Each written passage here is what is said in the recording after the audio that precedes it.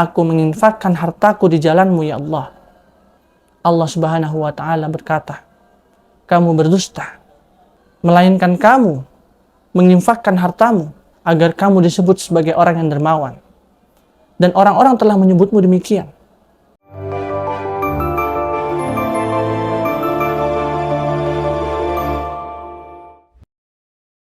Bismillahirrahmanirrahim. Assalamualaikum warahmatullahi wabarakatuh. Alhamdulillah. Alhamdulillahilladzi an'amana bi ni'matil iman wal islam. Wa nusalli wa nusallim ala khairil anam sayyidina Muhammadin wa ala alihi wa sahbihi ajma'in. Amma ba'du. Ma'asyiral muslimin, Bapak, Ibu, dan teman-teman yang dirahmati oleh Allah Subhanahu wa taala. Beribadah kepada Allah merupakan tujuan diciptakannya manusia di muka bumi ini. Allah Subhanahu wa ta'ala berfirman, "Wa ma khalaqtul jinna wal insa illa liya'budun." Dan tidaklah aku ciptakan jin dan manusia kecuali untuk beribadah kepadaku, kata Allah Subhanahu wa ta'ala. Namun, tidak sedikit dari kita yang lupa bahwa dalam beribadah, ikhlas dan niat yang lurus merupakan syarat utama yang menjadi penentu diterima atau tidaknya amalan seorang hamba. Dan apa yang kita peroleh dari amalan yang kita kerjakan itu ditentukan dengan niat seperti apa yang kita tanamkan di dalam hati kita. Hal ini telah Allah jelaskan di dalam Al-Quran. Allah Subhanahu wa ta'ala berfirman, A'udzu billahi minasyaitonir rajim. Man kana yuridul hayatad dunya wa zinataha. Barang siapa yang menghendaki kehidupan dunia dan perhiasannya, nuwaffi ilaihim a'malahum fiha, maka pasti kami akan berikan balasan penuh atas pekerjaan mereka di dunia. Wa hum fiha la yubkhasun, dan mereka tidak merugi. Ulaikal ladzina laisa lahum fil akhirati illan nar. Mereka itulah orang-orang yang tidak akan mendapatkan apapun di akhirat kecuali neraka. Wa habita ma sana'u fiha. Dan apa yang telah mereka usahakan di dunia sia-sia. Wa batilum ma kanu ya'malun.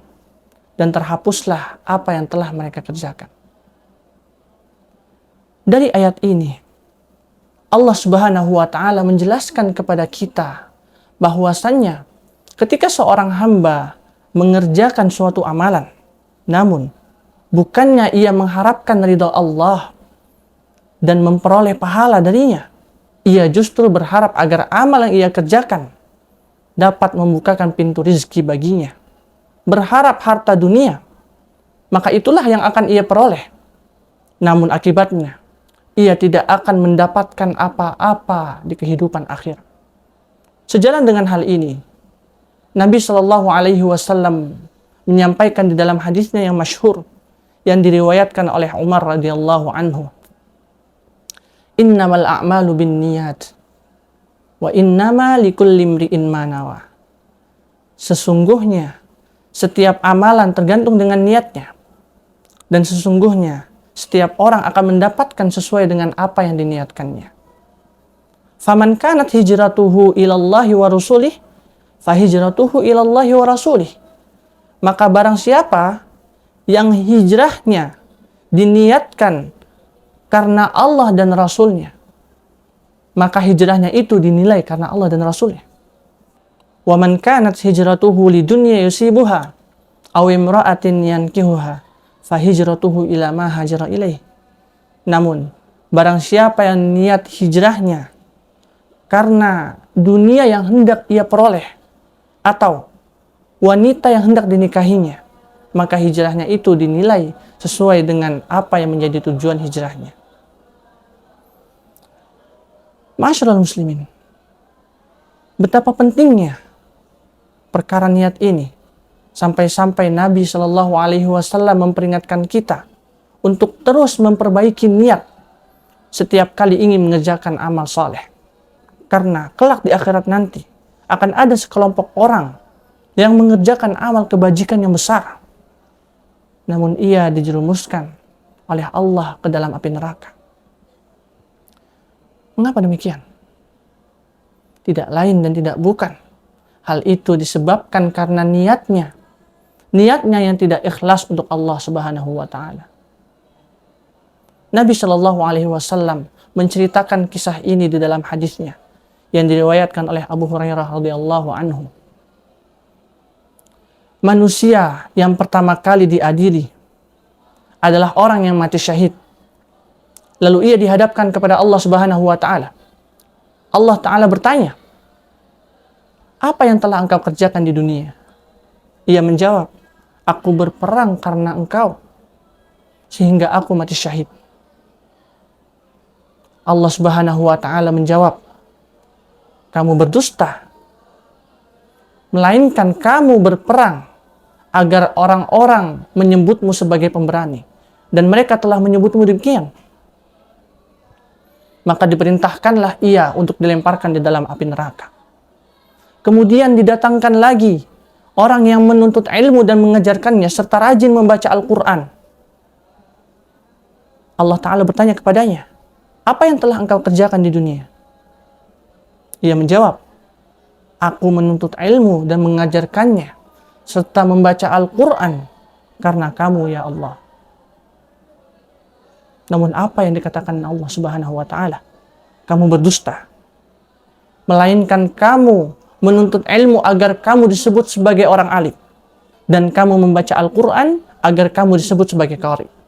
Lalu ia diperintahkan untuk dilemparkan ke dalam api neraka. Kemudian didatangkan lagi orang yang gemar bersedekah, orang yang gemar menginfakkan hartanya. Lalu Allah bertanya kepadanya, "Apa yang telah engkau kerjakan di dunia?" Ia menjawab, "Aku menginfakkan hartaku di jalanmu ya Allah." Allah Subhanahu wa taala berkata, "Kamu berdusta, melainkan kamu menginfakkan hartamu agar kamu disebut sebagai orang yang dermawan, dan orang-orang telah menyebutmu demikian." Sekali lagi, ia diperintahkan untuk dilemparkan ke dalam api neraka. Na'udzubillah summa na'udzubillah. Dari dalil-dalil yang telah kita sampaikan tadi, kita tahu bahwasannya niat merupakan pondasi amalan. Amalan seseorang akan diterima atau ditolak tergantung dengan niatnya. Barang siapa yang mengerjakan suatu amalan dan ia mengikhlaskannya karena Allah dan mengharapkan pahala di akhirat, serta amalan itu sesuai dengan tuntunan syariat, maka insya Allah amalan itu akan diterima oleh Allah Subhanahu wa taala. Namun sebaliknya, apabila itu ia niatkan untuk selain Allah, ia mengharapkan pujian manusia, ia mengharapkan harta dunia dan kedudukan, ataupun yang sejenisnya, maka amalan itu akan ditolak oleh Allah Subhanahu wa taala. Hal ini sebagaimana ayat yang telah kita bacakan tadi. Wa habita ma sana'u fiha wa batilum ma kanu ya'malun. Dan apa yang telah mereka usahakan di dunia itu sia-sia, dan terhapuslah apa yang telah mereka kerjakan. Kita berdoa kepada Allah Subhanahu wa taala agar Allah senantiasa memberikan kepada kita taufik dan hidayahnya, dan menjaga kita dari niat yang buruk dalam beribadah. Wabillahi taufiq wal hidayah wa ridha wal inayah. Wassalamualaikum warahmatullahi wabarakatuh.